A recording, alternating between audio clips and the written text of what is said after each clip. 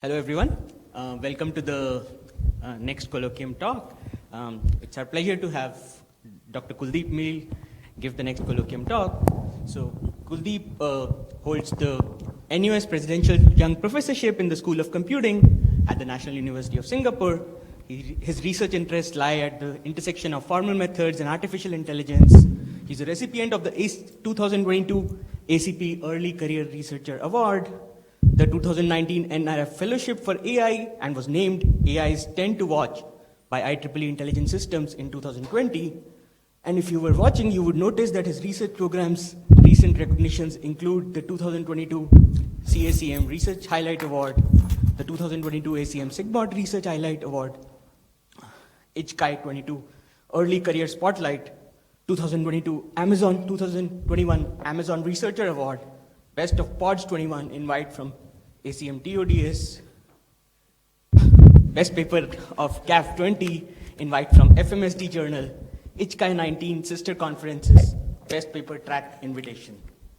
So it's a great pleasure to have Kuldeep Meel give our colloquium talk today, and he's going to tell us about counting, sampling, and synthesis, the quest for scalability. Okay. Thank you. It's yours. Thank you. Thanks a lot, Devesh, for the introduction. Good evening, everyone. I'm going to discuss our group's work on 3 problems of counting, sampling, and synthesis. Throughout the talk, I'll keep coming back to the quest for scalability that we have been pursuing over the years. In many ways, I view computing itself as the story of the quest for scalability. Perhaps this is what allowed us to go from the world where we thought 5 computers would be sufficient to a place where we are using billions of devices today. So with that as the backdrop, let me begin with a broad overview of the field of automated reasoning to situate our contributions. Broadly, the field of automated reasoning concerns with reasoning about systems, in particular whether the systems satisfy the properties of interest. I'm using the word systems broadly. It can be hardware, software, and these properties are often in some natural languages. In order to reason, we formalize the systems using some logical formalism. Similarly, for these properties, we use some logical formalism. And now we are concerned in asking, is it always the case that for every execution of the system, it satisfies the property? We can look at the contrapositive of this problem to ask, can it ever be the case that there's an execution of system that does not satisfy the property?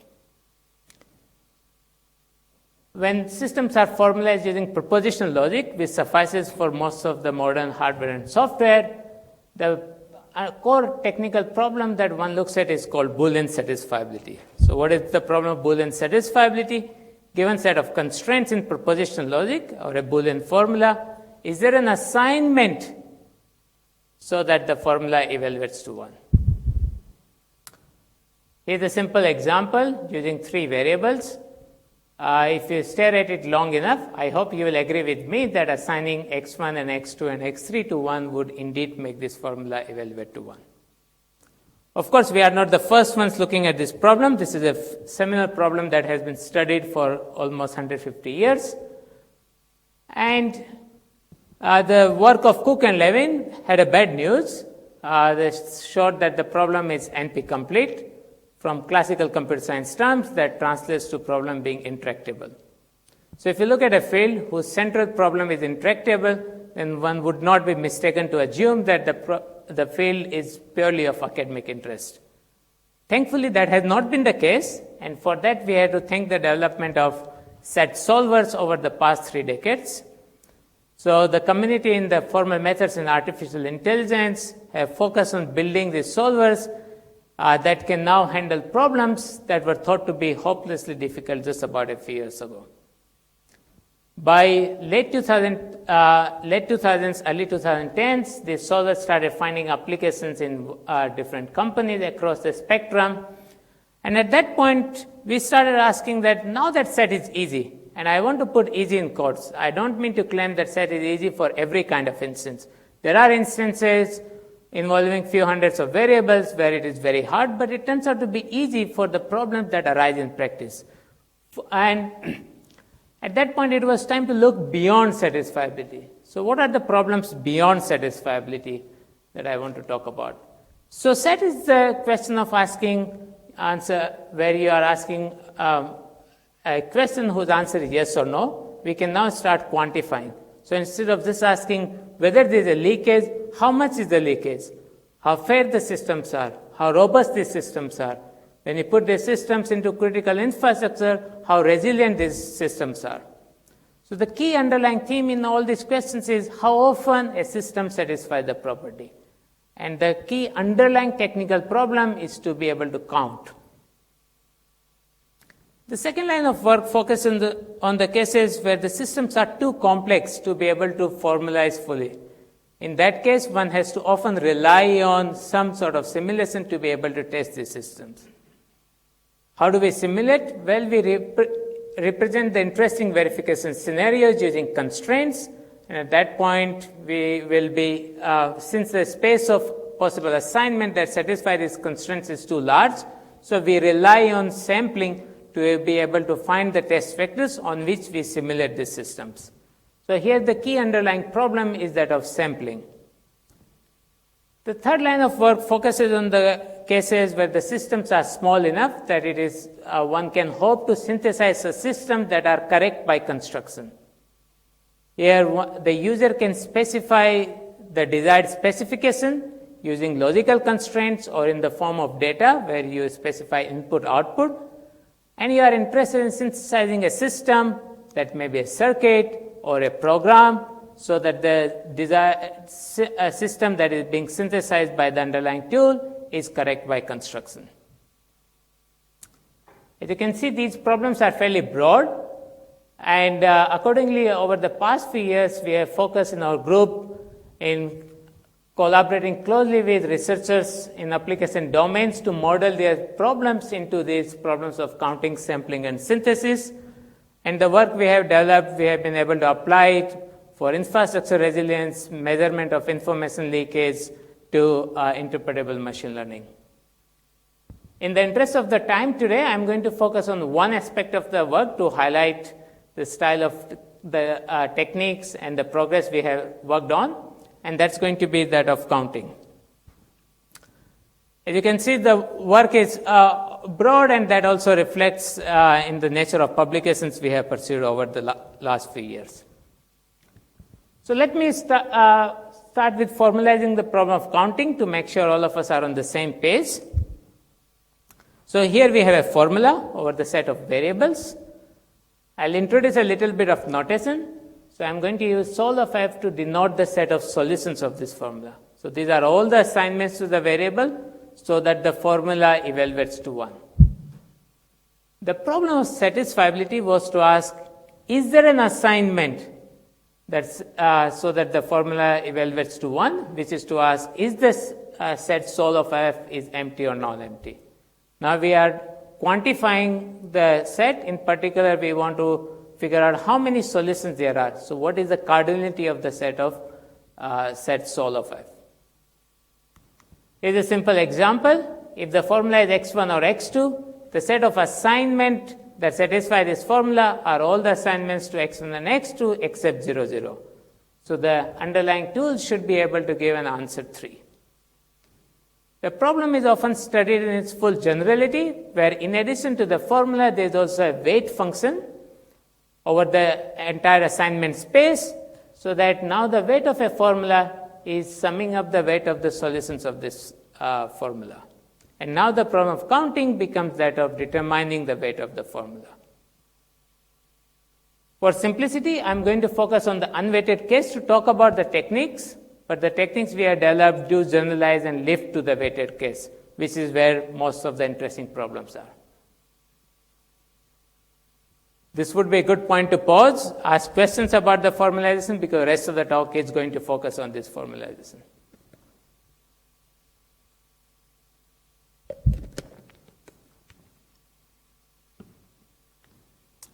Okay. So for the next 35 minutes, here's how the menu is going to look like. I will talk about 2 applications from different domains, and then I'm going to go in depth about the framework that we have been developing over past decade and some comments on the future outlook. So the first application is something we started working with civil engineers at Rice University in Houston. Houston is prone to hurricanes. If you have ever been stuck in one such event, then you will realize it's no fun to be stuck and also not have access to, let's say, power. So it is important for city authorities to be able to have access to tools and techniques that can reliably predict the effect of such natural disaster so that they can allocate resources accordingly. The core technical problem we started looking at is to be able to predict likelihood of a blackout due to an event such as hurricane. Let me put the problem more into computer science context. We have a power grid. Some nodes generate power, some nodes consume power. And to model the effect of a disaster, we assign failure probability to every edge. So if edge failing indicates that let's say the link was broken due to high winds or so on. And in order to compute the likelihood of a blackout, we are asking what is the probability a node gets disconnected from the set of sources. How do we go about? Well, this is where we rely on the power of constraints. So we can encode disconnectivity using constraints so that the problem of computing the probability it is disconnected from S reduces that of counting. So we encode the G using the weight function and disconnectivity using constraints. And now the problem of computing the probability is that of weighted counting. The techniques we have developed has allowed us to obtain the first theoretically sound estimates of resilience for about 10 medium-sized cities in US. The second line of work focuses on in the context of AI systems, where we have seen these systems have been incredibly powerful, yet they can be very fragile to small perturbations. So there's a lot of interest in being able to quantify their fragility or robustness. One such quantification is given over some assignment space specified by some distribution. You want to quantify how often it is the case that if you make a small perturbation, then the output differs. Again, we can encode the behavior of the network using symbolically using constraints, and now the problem of quantifying reduces to that of counting. You can apply the same recipe for problems such as fairness. I'm showing one formulation of fairness called individual fairness, where you are interested in quantifying how often it is the case that if you change a sensitive attribute, then the output of the network changes. So again, we encode the behavior of the network using constraints and then quantifying how often reduces to that of counting. These are two applications that I talked about. As I mentioned earlier, over the past few years, we have been focusing on other cases such as partition function estimation, product coverage estimation, and so on. In all these cases, the idea has been to formulate the problem into counting and then use the underlying counting techniques we have developed. If you look at a problem that has so many applications, then it's no surprise it has been studied for a long time, and that has been the case with counting. The seminal work of Leslie Valiant showed that the problem is sharply hard. Sharpy is the class of counting problems whose decision versions lie in NP. So if you thought NP was hard, welcome to the world of Sharpy. And soon after, there was interest in approximate variants of this problem. The seminal work of Stockmeyer proposed this notion of looking at epsilon delta guarantees. So where in addition to the formula, there are two parameters, epsilon and delta, and you are interested in computing an estimate which is within 1 plus epsilon factor with confidence at least 1 minus delta. The work of Stockmeyer, subsequently by Jerome Valiant and Vajirani and Bellar and Petrak, showed that, well, polynomially many calls to a set oracle suffice. Since we know these solvers are really powerful, so one would expect the story to end here. You have these incredibly powerful solvers. You have to just make polynomially many calls to solve such a hard problem. There you have it. Except there is one tiny problem with these methods. They are not practical. Why so? Well, the solvers are powerful, but they are not oracles.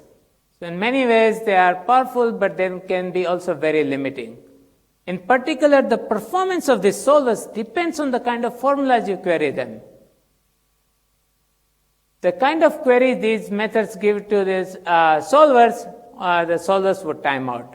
So it is important to develop techniques that can use the power of these solvers so that they are coming up with the queries where these solvers can really solve. Otherwise, the solvers will not be able to handle such queries. I'll keep coming back to this theme about the set solvers being really powerful, but at the same time, they're not being oracle. So it doesn't mean that you can ask any kind of set queries to the underlying solvers and expect them to solve. This was, of course, not the only line of work. So here's how the techniques looked like when we started working on the problem. We could see there was a trade-off between scalability and theoretical guarantees. On one end of the spectrum, there were techniques that could scale to large instances, but provided very weak or no guarantees. On the other end of the spectrum, we had techniques that could provide strong guarantees, but could not scale to large instances. So over the past few years, our focus has been to bridge this gap between theory and practice. To drive home point the further, if you took the state-of-art tool in 2012 and let's say you wanted to solve these robustness instances, and there are about 1,000 instances of interest, such a technique would be able to handle just one of those instances. So over past decade, we have been focusing on pushing the envelope of scalability while retaining guarantees, and I'm going to discuss the core underlying principles behind our techniques. Before I discuss our techniques, it might be helpful to talk about a problem that might be much more closer to heart. So suppose you want to count how many people in Singapore like coffee. So if my Wikipedia search this morning is correct, the population of Singapore is 5.6 million. You can assign every person a 23-bit identifier so that you can cover the entire population of Singapore. So this is the counting problem. The space is 2 to the n. You want to count how many people like coffee. So how would you go about counting how many people like coffee? Any ideas?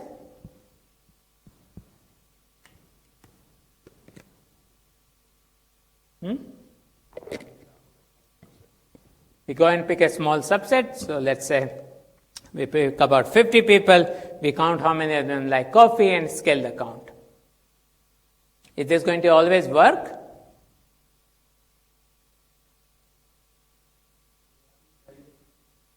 For large enough values, right? So what if there are only 1,000 people who like coffee? So it is unlikely that we'll find anybody who likes coffee, and our answer would be 0 in that case.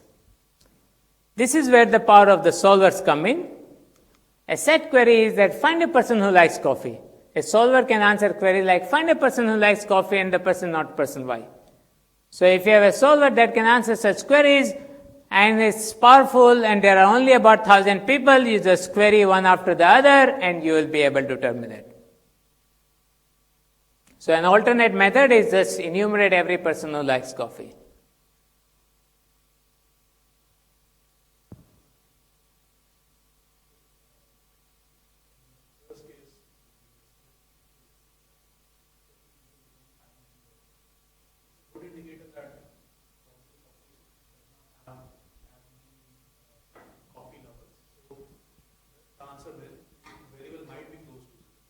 Well, the difference is that the answer can be still very large. It can be very small compared to the entire population, but it is still large in the absolute numbers, right? How about this method? If you enumerate, as you can see, if everybody likes coffee, you'll be making exponentially many queries. So the key question here is that can we do with lesser number of queries, perhaps linear in n or logarithmic in n? Note that the answer can be exponential in n. Right? So let's see how far we can get along. I'll discuss the techniques via an example here. So let's say the circle is the space of all possible assignments and the dots represent solutions. So in our case, the circle is space of all possible people and the dots are people who like coffee. So what if we could partition the space of these points into cells? so that the number of solutions in every cell is roughly equal and the number of solutions in a cell is small enough that we can go and pick a random cell, we can enumerate all the solutions in the cell, and then we can have our estimate to be the number of solutions in the cell multiplied by the total number of cells. And if we could do such a partitioning, then indeed we would be able to compute the right estimate.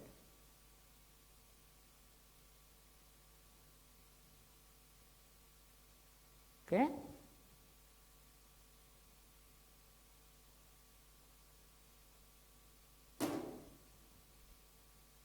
Well, what's the challenge here? How can we partition? How can we partition into roughly equal small cells without knowing the distribution? The other challenge is how many cells should we partition into? So let me discuss how one addresses the first challenge. So here we are interested in designing a function that maps assignments to cells. In classical computer science terms, these are called hash functions. As you can see, a deterministic hash function is unlikely to work because if you are deterministically partitioned, maybe everybody just lies in one of the cells. So this is where one relies on the power of randomness. In particular, what we rely are called two-wise independent hash functions, which was proposed by Carter and Wegman in 1977. The idea is that you have a large enough family of hash functions so that if you were to choose a hash function randomly from this family, such a hash function can partition into roughly equal small cells.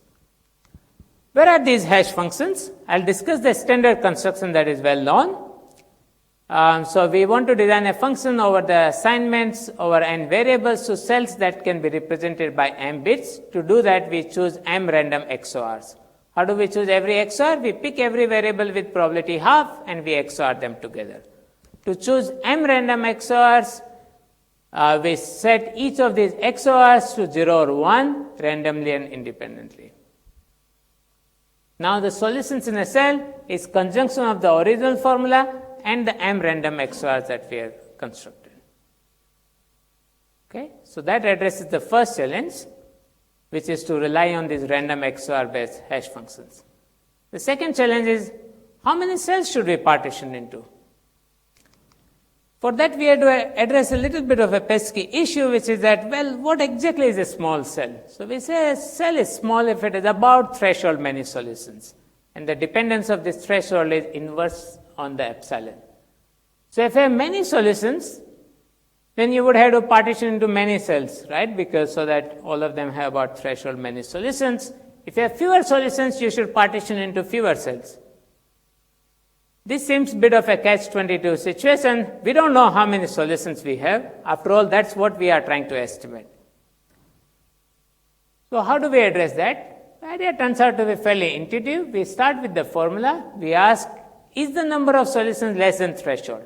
How can we answer such a query? We can find one solution, second solution, and so on until we have found, let's say, threshold plus 1. At that time, we know the answer is no, so we partition into 2 cells by adding one random XOR. We partition and pick one of the cell, and that implies just adding one random XOR. We ask the question again. We ask, is the number of solutions less than or equal to threshold? If the answer is still no, we partition further. We keep doing it until we reach a point where the number of solutions is indeed less than or equal to threshold. At that point, our estimate is the total number of solutions in the cell times the total number of cells we have. And this indeed provides the kind of guarantees we were looking for. So the algorithm, which we call as approx-MC, takes 2 parameters, epsilon and delta, and can ensure that the count is within 1 plus epsilon factor with confidence at least 1 minus delta. So how well it does? Well, we could finally handle reasonable formulas. By reasonable, I mean reasonable size grids, reasonable size programs. One of the observations in the field of automated reasoning is that once you manage to reach something reasonable, then the definition of reasonable changes. So application drives the development of tools, and the development of tools drives further applications. And at the end of 2016, it was clear that we need to scale further. I noticed the talk today is in February 2017, so I went back and I looked at my slide that I had at the job talk I gave at NUS about 6 years ago. So for some of you, so far the talk might have been a bit of a deja vu because this is precisely I talked about 6 years ago. So at that point I ended the talk saying that if NUS gives me a job, then we are going to scale these tools by another 100 factor. By 2025. So let's see how much progress we have made ever since then. For that, I'm going to put a comparison on this plot. So on y-axis, we have the number of instances solved. On x-axis, we have the time. The way to read this plot here is to say that the tool could solve about 450 instances, each of them in under 100 seconds. Okay, so this is how tools look like in 2016. So all these experiments are on the same hardware with different versions of the tool. So ever since starting at NUS, we have been focusing on pushing the envelope of scalability further and further. And in particular, let us just compare between 2016 and 2022. So in 2016, we could handle 630 instances, each of them in under 5,000 seconds. This is what the point here indicates. And today we can handle 950 instances, each of them in under 1 second.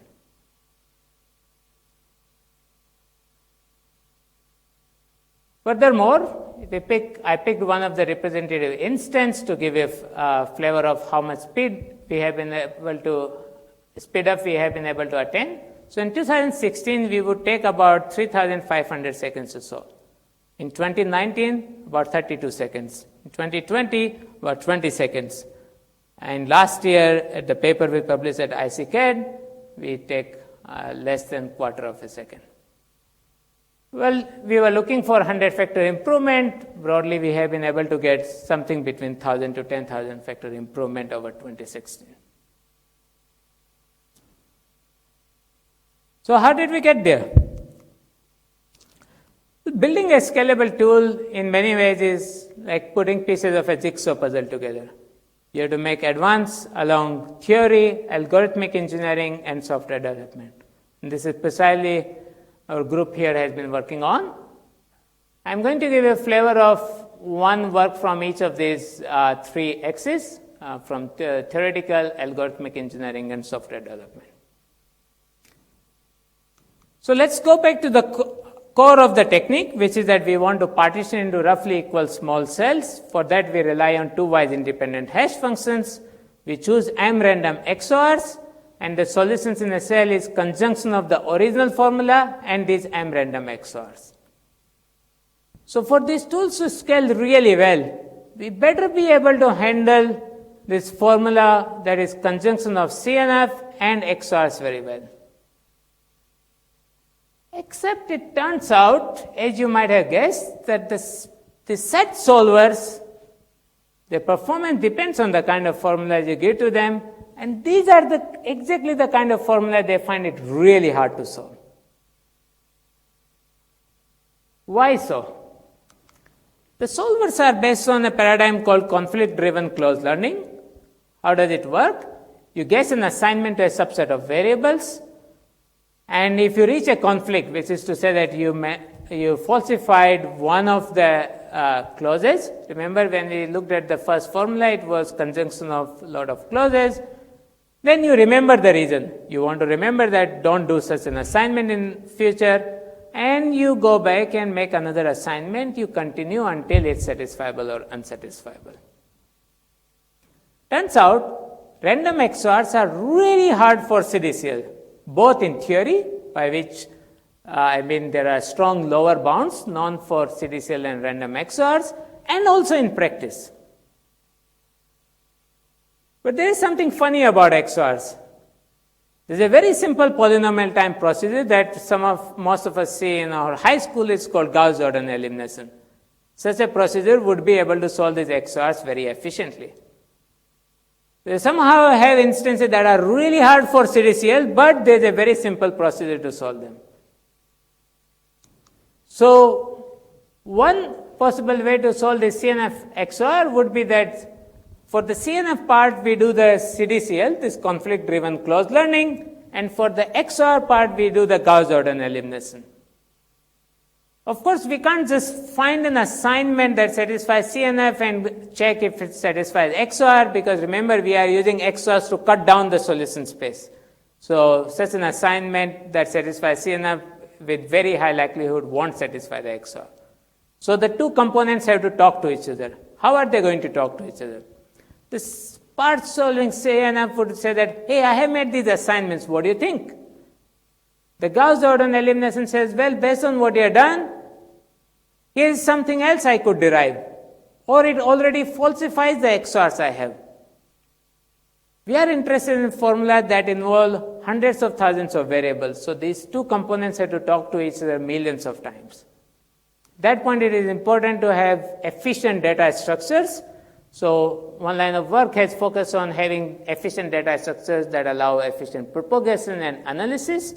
And as we worked on it, we realized there are opportunities to use machine learning guided heuristics because we are looking at similar kind of formulas. So the heuristics could be learned by underlying data driven methods, and that led to significant improvement. So this is the first line of work where we built the solver that are specialized to handle these kind of CNF XOR formulas. But while we built an efficient solver, we didn't build an oracle. Its performance still depends on the kind of formulas you give to them. And in particular, one of the consistent observations has been that the performance degrades with increase in the size of XORs. So let's look at the kind of XORs we are constructing. How are we constructing every XOR? We would pick every variable with probability half and we would XOR them together. So an expectation that each of XOR would be linear in the number of variables. And the performance of these solvers degrades with increase in the size of XORs, and if we want to handle problems involving hundreds of thousands of variables, these are going to be really large XORs. So one question we might ask that do we have to really pick every variable with probability half? Does every variable equally matter in a formula? Perhaps not always. So let's see. I give you a formula x3 if and only if x1 or x2. In this case, the moment I tell you an assignment to x1 and x2, you are able to determine assignment to rest of the variables.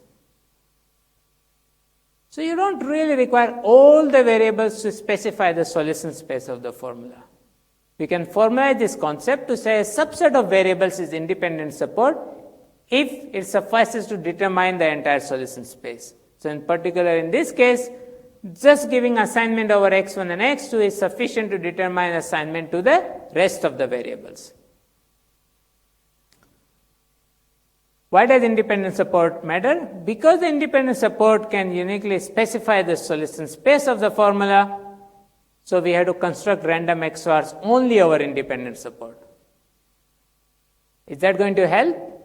It turns out that the independent support is 1 to 2 orders of magnitude smaller than the set of variables. Why so? Well, remember we start with the problems not in CNF form. We start with a general problem, and in the process we encode them into the Boolean formulas, and during this encoding we tend to introduce lots of extra variables. And all of these extra variables that we introduce are dependent. So wouldn't it be nice if there was an algorithmic procedure that could determine the independent support? Since we had observed this early on, we went on to design a procedure that would make logarithmically many calls to a set solver, and this would rely on reduction to a problem called group minimal unsatisfiable subset. Logarithmically many is not too many, so one would expect such a method to work well in practice. Turned out not so. Last year we went back and analyzed what's going on here. Turned out, although we were making just logarithmically many calls, they were really hard for the set solvers. So we did something that feels very counterintuitive from the theoretical viewpoint, which is instead of making logarithmically many calls, we design a procedure that makes linearly many calls, so an exponentially many compared to the past. But each of these calls are really easy for the solver. How easy? If you were to combine approach 2 with approx MC, then it's about 100 times faster than just approx MC or approx MC plus approach 1. So one important takeaway here has been that you want to design algorithms that are based on this perspective that you have access to solvers, not oracles. So it is important to design algorithms that work really well, that work well for these solvers. And in that process, you might have to revisit the way we typically design the algorithms. Yeah. So for determining I, suppose there is a subset of variables that doesn't determine the rest of the variables uniquely, but determines it with high probability. Is your technique able to handle that? We don't do that right now. That would be very interesting. Because after all, we are only looking at an approximation. Yes. That would be indeed very interesting to do.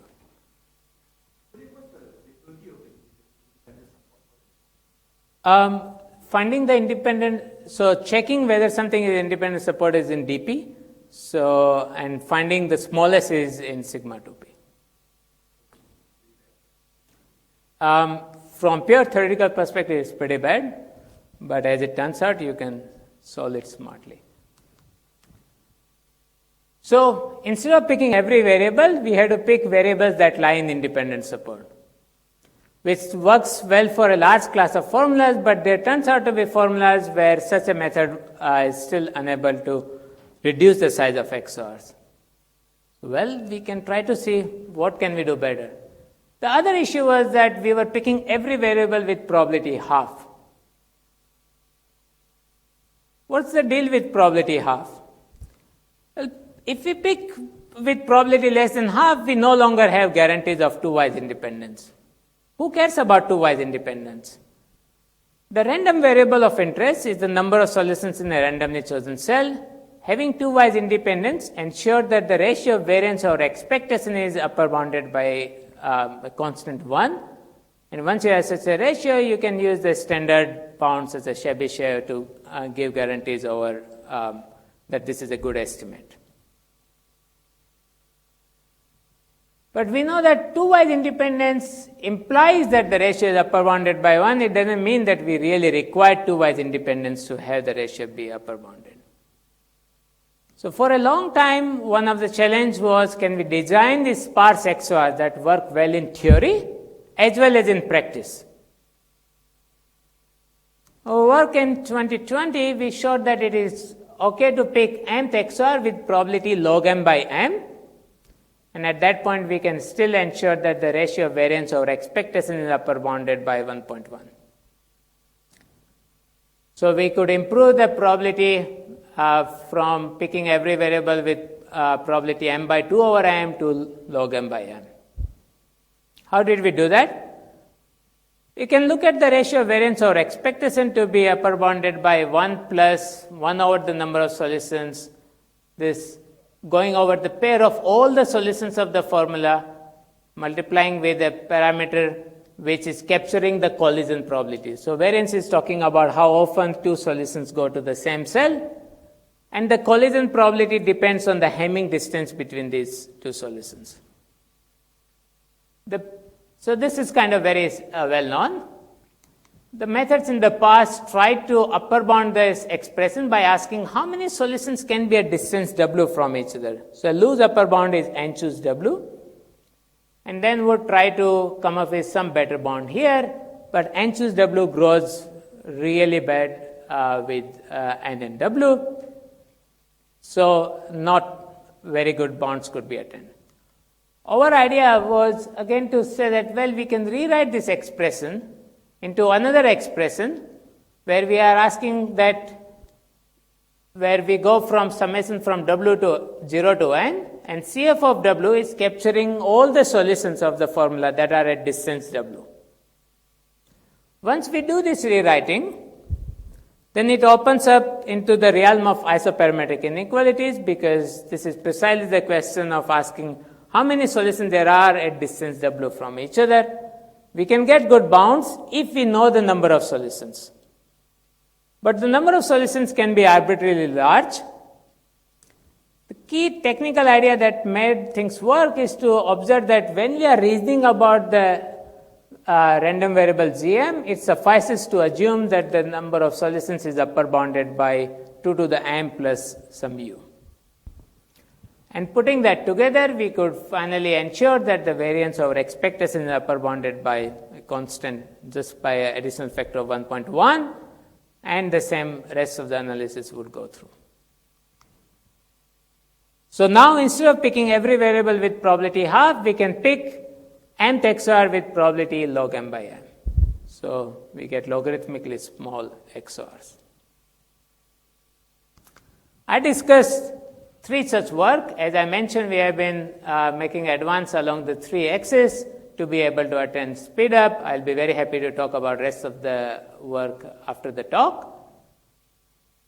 One thing to wonder about is how well these techniques scale in real world problems. I'm going to show you example from one such case of reliability of infrastructure networks, which is what we started with. So here's a power grid from one of the cities in South Carolina.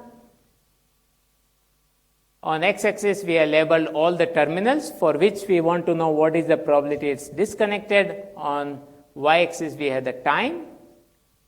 Of course, this is a very well-studied problem in lots of areas, even beyond computer science. So here is how the state-of-art tool that was designed in civil engineering works. It's based on recursive decomposition of graphs. It times out on all such instances. The technique that we have discussed here, we are able to consistently compute estimates in under 150 seconds.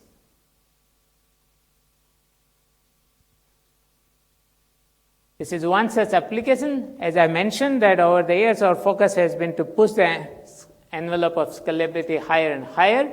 So these are the experiments on diverse set of benchmarks from diverse applications that I briefly mentioned about, and we have been pursuing the scalability. As I mentioned, I begin to see that there is another cycle of this virtuous cycle. As the tools have become more scalable, now the tool is open source and it's being able to find application in areas that we didn't envision when we started working on counting about a decade ago. So some exciting applications have come in the context of transmission networks, in the context of automating ciphertext attacks, to quantifying the efficacy of logic locking methods. So due to all of that, since there is a lot of interest, now in the community there is also, we have focused on having a new workshop and a competition that tries to bring together people working in the community to be able to share the knowledge and also improve each other's tools and techniques. The techniques that I discussed today were in the context of the Boolean formulas, but the underlying methods are general and applicable in other domains. So one such case has been that you can use this to compute union of sets. In that case, the algorithm that we have is fundamentally different from the only other known scheme based on Monte Carlo techniques. These ideas are also applicable in the context of streaming. So in case of streaming, you have a stream of objects coming in, and for example, one of the canonical example is that you want to count how many unique people visit your website, and you can't really store all the IDs of everybody who visits your website. So the similar ideas can be applied in that context. You can also use it to reason about unsatisfiable formulas, so to quantify the unsatisfiability, which is a diagnosis metric for systems, and the similar ideas can be lifted in that domain. Taking a step back, I focus on the problem of counting. As I mentioned, we have been working in the context of sampling and synthesis. We have been able to achieve similar advances in the context of sampling and synthesis over past few years. So where do we go from here? Well, in many ways, the quest for scalability is endless. If you look at today's counters, samplers, and synthesis engines, they are somewhere where the set solvers were in early 2000s. We can handle small to medium-sized formulas, but to be able to truly have industrial practice, we need another 100-factor improvement from now. How are we going to get there? It's going to require, I'm going to sketch directions in the context of counting. Similar ideas apply for other problems as well. So in order to make advances, one, you require challenge problems. So here are 3 challenge problems that I envision us to be able to handle over the next few years. So we can handle, do resilience estimation for small to medium sized cities. Can we handle the power grid of LA? Similarly, can we do the quantity evaluation for binarized neural network with about few millions of neurons? And today we can do information flow analysis with few tens to hundreds lines of code. It would be nice if we could handle few thousands of lines of code. How are we going to get there? One of the interesting development in the context of set has been to be able to lift reasoning to more expressive theories. So the earlier developments were in the context of Boolean formulas, but as you can see that it's much more natural to formalize, let's say, programs or the systems in much higher order theories. So to be able to lift these reasonings to a higher order theories. Another aspect is that instead of designing techniques that are robust across the entire spectrum of benchmarks, it would be nice to design heuristics that are more data-driven for particular application domains. And recently our work in building hardware accelerator-aware solvers have been very promising, and I think there is a lot of scope for development there. And if we get to the promised land, it will become very important that the answers these tools are giving to be able to certify they are correct. This is also closely related to the topic of being able to verify and test probabilistic programming. Recently, our group has been exploring these ideas in how do we certify that the counts or the distributions we are generating are correct.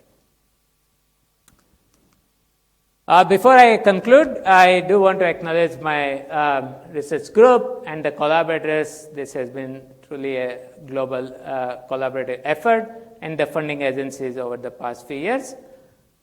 With that, I'd like to conclude. Thanks for being a wonderful audience. I'll be happy to take any questions.